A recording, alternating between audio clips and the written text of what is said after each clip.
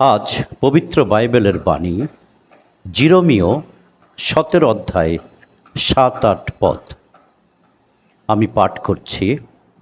সেই লোক ধন্য যে সদাপ্রভুর উপর নির্ভর করে ও সদাপ্রভু যার বিশ্বাসের ভিত্তি।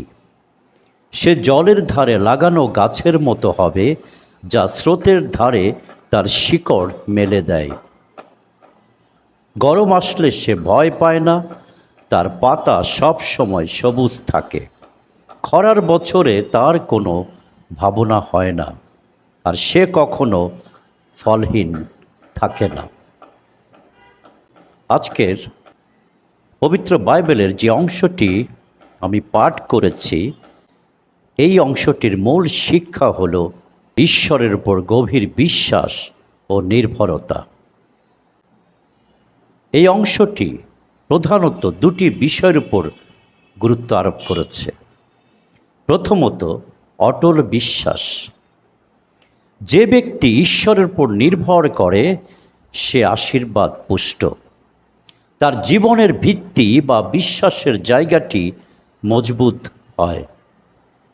দ্বিতীয় যে বিষয়টি আমরা দেখি তা হল জীবনী শক্তির প্রতীক। যে ব্যক্তি ঈশ্বরের উপর নির্ভর করে তাকে নদীর তীরে রোপিত বৃক্ষের সাথে তুলনা করা হয়েছে। নদীর ধারে থাকার কারণে খরা বা প্রচণ্ড গরমেও যেমন গাছের পাতা সতেজ থাকে এবং ফল দেওয়া বন্ধ হয় না, তেমনি প্রতিকূল পরিবেশ বা কঠিন সময়েও বিশ্বাসী ব্যক্তি বিচলিত হন না।